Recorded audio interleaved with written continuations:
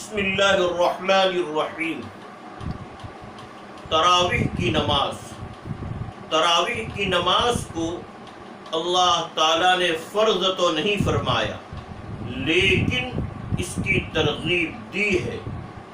رسول اللہ صلی اللہ تعالی علیہ وآلہ وسلم نے ارشاد فرمایا: من قام رمضان ایمانا واحتسابا غفر له ما تقدم من ذنبه، متفق علیہ۔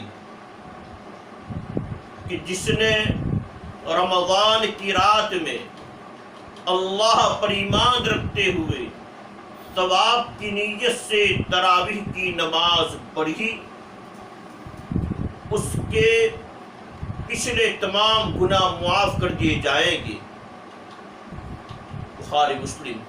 حضرت ابو ہریرہ رضی اللہ تعالیٰ عنہ راوی ہے کہ رسول اللہ صلی اللہ علیہ وآلہ وسلم نے فرمایا: جو شخص رمضان کی رات میں اللہ پر ایمان رکھتے ہوئے ثواب کی نیت سے تراویح کی نماز پڑھے گا، اس کے پچھلے تمام گناہ معاف کر دیے جائیں گے۔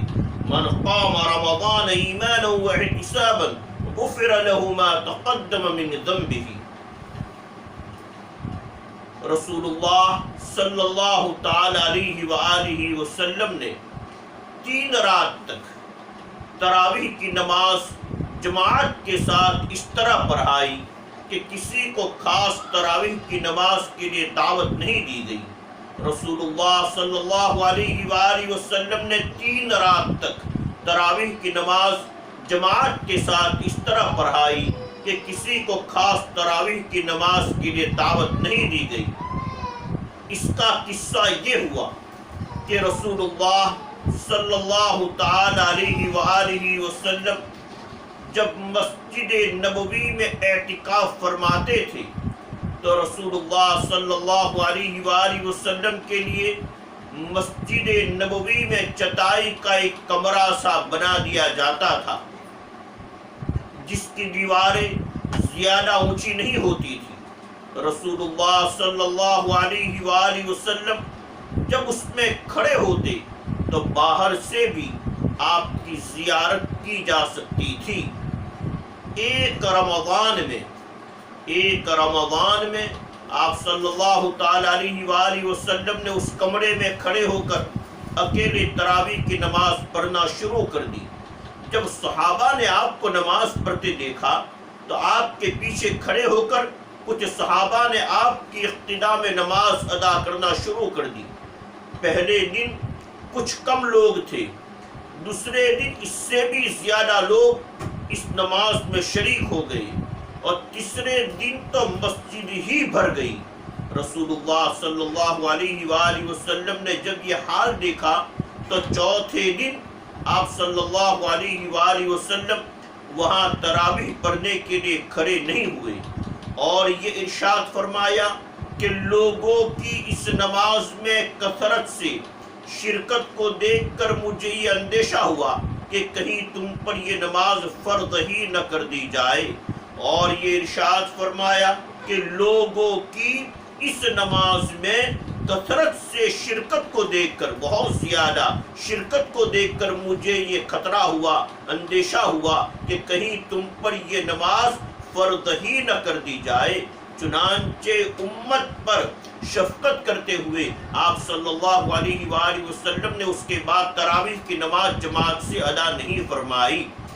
تراویح کی نماز اگرچہ فرض نہیں ہے، لیکن اس واقعہ کے بعد، اس قصہ کے بعد حضرات صحابہ کرام رضی اللہ تعالیٰ عنہم سمجھتے تھے کہ اس کو فرض قرار نہ دینا اللہ تعالیٰ کی طرف سے ہم پر ایک شفقت و رحمت ہے، لیکن اللہ تبارک و تعالیٰ اور اس کے رسول پاک صلی اللہ تعالیٰ علیہ وآلہ وسلم کی اصل رضا یہ ہے، اصل منشا یہ ہے کہ اس نماز کی پابندی کی جائے، اس نماز کی پابندی کی جائے۔ اس لیے یہ قصہ پیش آ جانے کے بعد، اس واقعہ کے بعد حضرات صحابہ کرام رضی اللہ عنہم رات کے قیام کی پابندی فرماتے تھے۔ سیدنا حضرت عمر رضی اللہ تعالیٰ عنہ کے دور خلافت تک सब लोग इसी अंदाज में तरावीह अदा करते रहे। सय्यदुना हजरत उमर रज़ी अल्लाह ताला अन्हु एक मरतबा मस्जिद नबवी में तशरीफ लाए तो देखा कि कुछ लोग मस्जिद के एक हिस्सा में तरावीह की नमाज पढ़ रहे हैं और कुछ लोग मस्जिद के दूसरे हिस्सा में नमाज पढ़ रहे हैं। कोई तन्हा पढ़ रहा है तो कहीं 2-3 हजरात जमात के साथ नमाज पढ़ रहे हैं।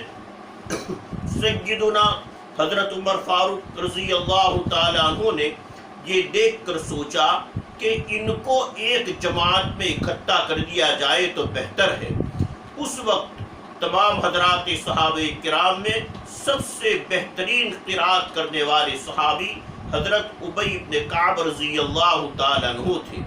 अमीरुल मुमिनीन हजरत उमर फारूक आज़म रज़ी अल्लाह ताला अन्हु ने सय्यदुना हजरत उबई इब्न काब रज़ी अल्लाह ताला अन्हु को इमाम मुकर्रर फरमाया और सबको कहा कि इकट्ठे तरावीह की नमाज जमात के साथ पढ़ा करो। इस तरह तरावीह की नमाज जमात के साथ पढ़ी जाने लगी। अल्लाह तबारक व तआला हमारे दिलों में, जमी उम्मत के दिलों में इस तरावीह की नमाज की अहमियत अता फरमाए। इस मुबारक महीना में पाबंदी की तौफीक व हिम्मत अता फरमाए।